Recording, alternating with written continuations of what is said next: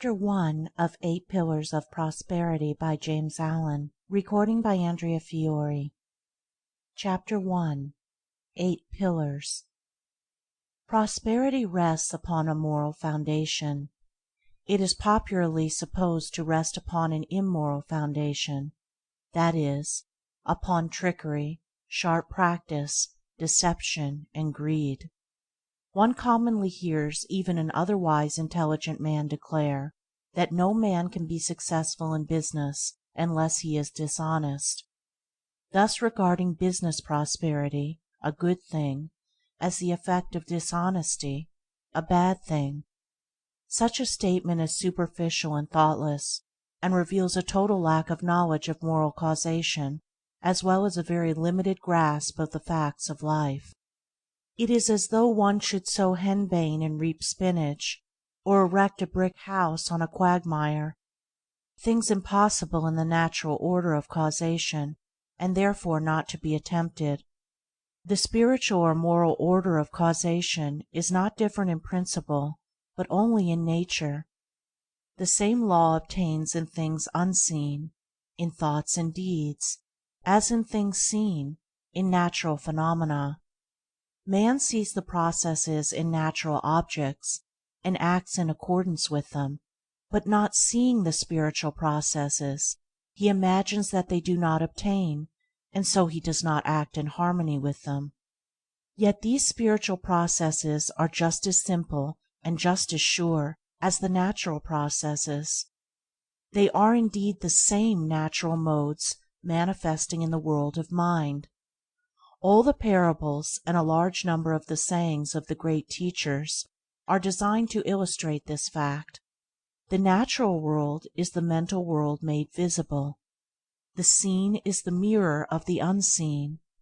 The upper half of a circle is in no way different from the lower half, but its sphericity is reversed. The material and the mental are not two detached arcs in the universe. They are the two halves of a complete circle. The natural and the spiritual are not at eternal enmity, but in the true order of the universe are eternally at one. It is in the unnatural, in the abuse of function and faculty, where division arises, and where man is wrestled back, with repeated sufferings, from the perfect circle from which he has tried to depart. Every process in matter is also a process in mind.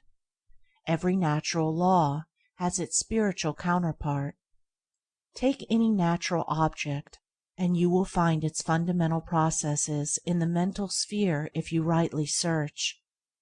Consider, for instance, the germination of a seed and its growth into a plant, with the final development of a flower, and then back to seed again. This also is a mental process. Thoughts are seeds which, falling in the soil of the mind, germinate and develop until they reach the completed stage, blossoming into deeds good or bad, brilliant or stupid, according to their nature, and ending as seeds of thought to be again sown in other minds.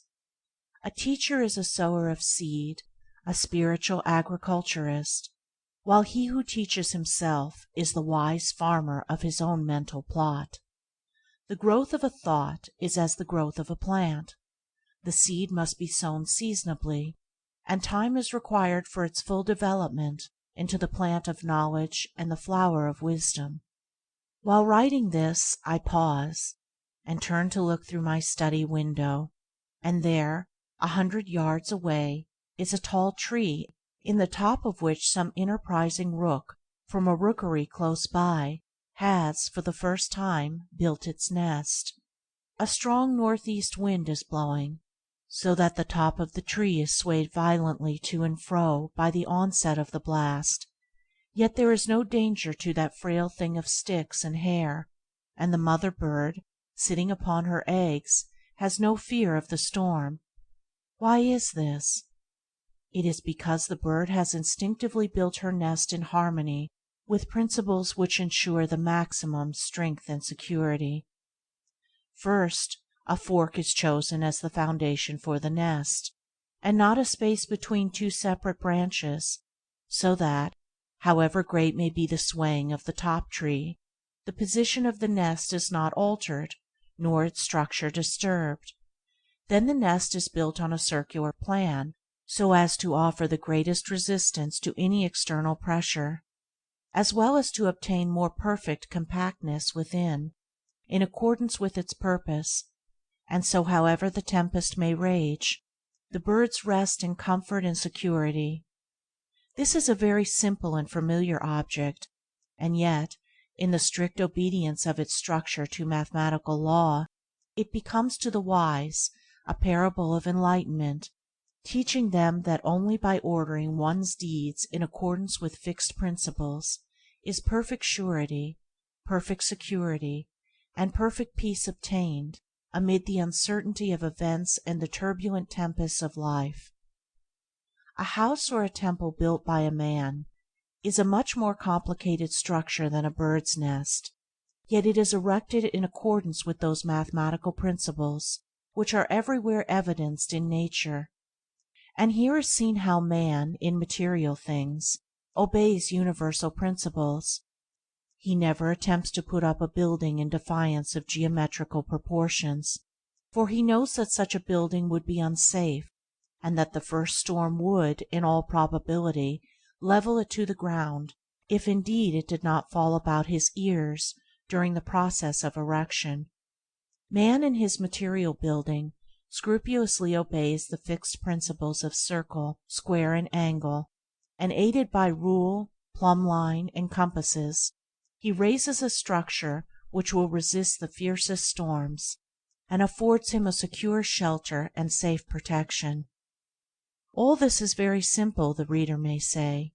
Yes, it is simple, because it is true and perfect, so true that it cannot admit the smallest compromise, and so perfect that no man can improve upon it. Man, through long experience, has learned these principles of the material world, and sees the wisdom of obeying them, and I have thus referred to them in order to lead up to a consideration of those fixed principles in the mental or spiritual world which are just as simple and just as eternally true and perfect, yet are at present so little understood by man as he daily violates them, because he is ignorant of their nature and unconscious of the harm he is all the time inflicting upon himself. In mind as matter, in thoughts as things, in deeds as natural processes, there is a fixed foundation of law, which if consciously or ignorantly ignored leads to disaster and defeat. It is, indeed, the ignorant violation of this law which is the cause of the world's pain and sorrow. In matter, this law is presented as mathematical; in mind, it is perceived as moral. But the mathematical and the moral are not separate and opposed. They are but two aspects of a united whole. The fixed principles of mathematics, to which all matter is subject, are the body of which the spirit is ethical, while the eternal principles of morality are mathematical truisms operating in the universe of mind. It is as impossible to live successfully apart from moral principles as to build successfully while ignoring mathematical principles. Characters, like houses, only stand firmly when built on a foundation of moral law, and they are built up slowly and laboriously, deed by deed, for in the building of character the bricks are deeds. Business and all human enterprises are not exempt from the external order, but can only stand securely by the observance of fixed laws. Prosperity, to be stable and enduring, must rest on a solid foundation of moral principle, and be supported by the adamantine pillars of sterling character and moral worth. In the attempt to run a business in defiance of moral principles, disaster of one kind or another is inevitable. The permanently prosperous men in any community are not its tricksters and deceivers, but its reliable and upright men. The Quakers are acknowledged to be the most upright men in the British community, and although their numbers are small, they are the most prosperous. The Jains in India are similar both in numbers and sterling worth, and they are the most prosperous people in India. Men speak of building up a business, and indeed, a business is as much a building as is a brick house or a stone church, albeit the process of building is a mental one. Prosperity, like a house, is a roof over a man's head, affording him protection and comfort. A roof presupposes a support, and a support necessitates a foundation. The roof of prosperity, then, is supported by the following 8 pillars, which are cemented in a foundation of moral consistency: 1. Energy. 2. Economy. 3. Integrity. 4. System. 5. Sympathy. 6. Sincerity. 7. Impartiality. 8. Self-reliance. A business built up on the faultless practice of all these principles would be so firm and enduring as to be invincible. Nothing could injure it, nothing could undermine its prosperity, nothing could interrupt its success or bring it to the ground, but that success would be assured with incessant increase so long as the principles were adhered to. On the other hand, where these principles were all absent, there could be no success of any kind. There could not even be a business at all, for there would be nothing to produce the adherence of one part with another. But there would be that lack of life, that absence of fibre and consistency, which animates and gives body and form to anything whatsoever. Picture a man with all these principles absent from his mind, his daily life, and even if your knowledge of these principles is but slight and imperfect, you could not think of such a man as doing any successful work. You could picture him as leading the confused life of a shiftless tramp, but to imagine him as the head of a business, as the center of an organization, or as a responsible and controlling agent in any department of life, this you could not do, because you realize its impossibility. The fact that no one of moderate morality and intelligence can think of such a man as commanding any success should, to all those who have not yet grasped the import of these principles, and therefore declare that morality is not a factor, but rather a hindrance in prosperity, be a sound proof to them that their conclusion is totally wrong, for if it was right, then the greater the lack of these moral principles, the greater would be the success. These 8 principles, then, in greater or lesser degree, are the causative factors in all success of whatsoever kind. Underneath all prosperity they are the strong supports, and howsoever appearances may be against such a conclusion, a measure of them informs and sustains every effort which is crowned with that excellence which men name success. It is true that comparatively few successful men practice, in their entirety and perfection, all these 8 principles, but there are those who do, and they are the leaders, teachers, and guides of men, the supports of human society, and the strong pioneers of human evolution. But while few achieve that moral perfection which ensures the acme of success, all lesser successes come from the partial observance of these principles, which are so powerful in the production of good results that even perfection in any 2 or 3 of them alone is sufficient to ensure an ordinary degree of prosperity, and maintain a measure of local influence at least for a time, while the same perfection in 2 or 3, with partial excellence in all or nearly all the others, will render permanent that limited success and influence which will necessarily grow and extend in exact ratio with a more intimate knowledge and practice of those principles which at present are only partially incorporated in the character. The boundary lines of a man's morality mark the limits of his success. So true is this that to know a man's moral status would be to mathematically gauge, his ultimate success or failure. The temple of prosperity only stands in so far as it is supported by its moral pillars, and as they are weakened, it becomes insecure in so far as they are withdrawn. It crumbles away and totters to ruin. Ultimate failure and defeat are inevitable where moral principles are ignored or defied, inevitable in the nature of things as cause and effect. As a stone thrown upward returns to the earth, so every deed, good or bad, returns upon him that set it forth. Every unmoral or immoral act frustrates the end at which it aims, and every such succeeding act puts it further and further away as an achieved realization. On the other hand, every moral act is another solid brick in the temple of prosperity, another round of strength and sculptured beauty in the pillars which support it. Individuals, families, nations grow and prosper in harmony with their growth in moral strength and knowledge. They fall and fail in accordance with their moral decadence. Mentally, as physically, only that which has form and solidity can stand and endure. The unmoral is nothingness, and from it nothing can be formed. It is the negation of substance. The immoral is destruction. It is the negation of form. It is a process of spiritual denudation. While it undermines and disintegrates, it leaves the scattered material ready for the wise builder to put it into form again, and the wise builder is morality.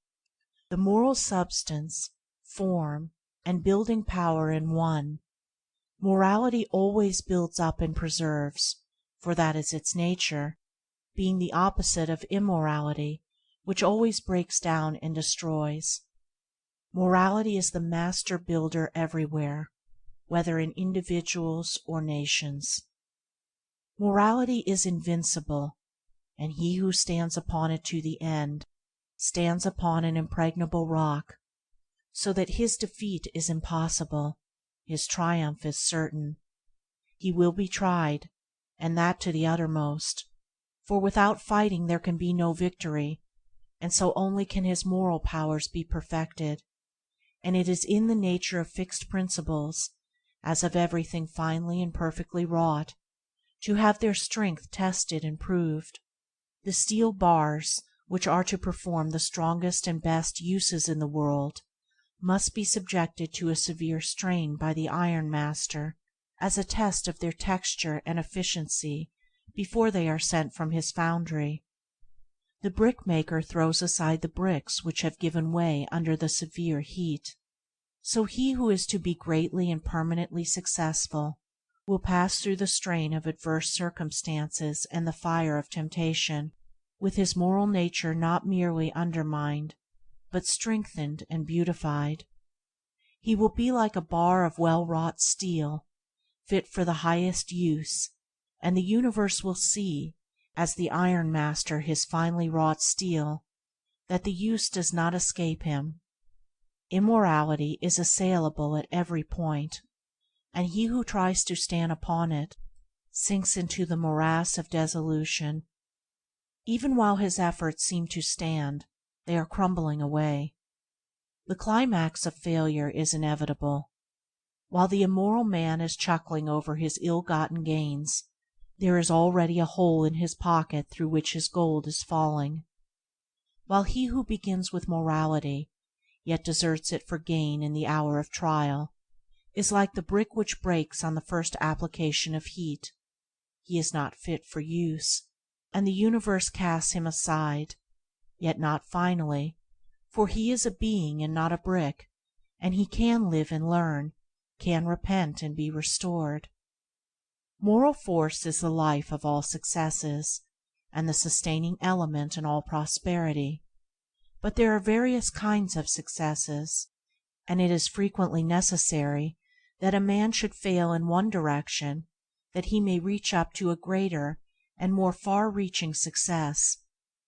If, for instance, a literary, artistic, or spiritual genius should begin by trying to make money, it may be, and often is, to his advantage and the betterment of his genius that he should fail therein, so that he may achieve that more sublime success wherein lies his real power. Many a millionaire would doubtless be willing to barter his millions for the literary success of a Shakespeare or the spiritual success of a Buddha, and would thereby consider that he had made a good bargain. Exceptional spiritual success is rarely accompanied with riches, yet financial success cannot in any way compare with it in greatness and grandeur.